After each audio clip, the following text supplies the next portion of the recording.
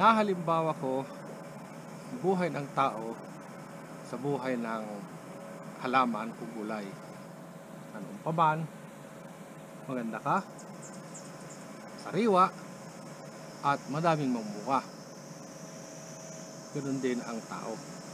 Maganda, sariwa, at konting anak. Kaya ngayong umaga, samahan niyo po ako at tayo'y magbablog ulit. Isang magandang halimbawa ng ating buhay, ang ating nectarine. Nectarine. Mali ang ginawa ko rito dahil plano ko kasi ilagay doon sa paso na nung matapos mamunga naman ito, namamatay. Kaya yung bunga niya nandun lang. Bakit namatay ito? Sayang. Ito yung Snow White nectarine. Kasi bala kong imarkot. So natapos nang nagbunga, namatay na. Wala na siyang bunga.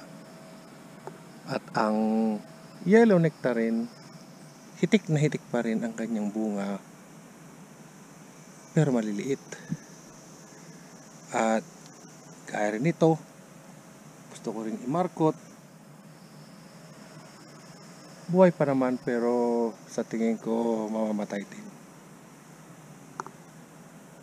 Napakadaming mamunga ang mga halaman dito o mga prutas. Problema lang, walang kumakain. Magalit ka man, pero ako mismo nagsasawa na rin. Sayang. Sayang na sayang. Naglalaglagan lang. Oh, hindi pa tayong tamaan.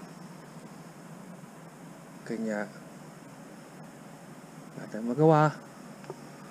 Parang sa tao yan, hanap buhay ng hanap buhay. Dami ng pera, milyon-milyon na, pero ayaw namang gastusin. Yan. Nalalaglag lang sa bangko o sa lupa. Ang ating upo. Ubos na, bakit? Dapat yung yelo. Ano yung yelo? Pamimigay mo yung yelo? Hindi masarap. White ang pamigay mo.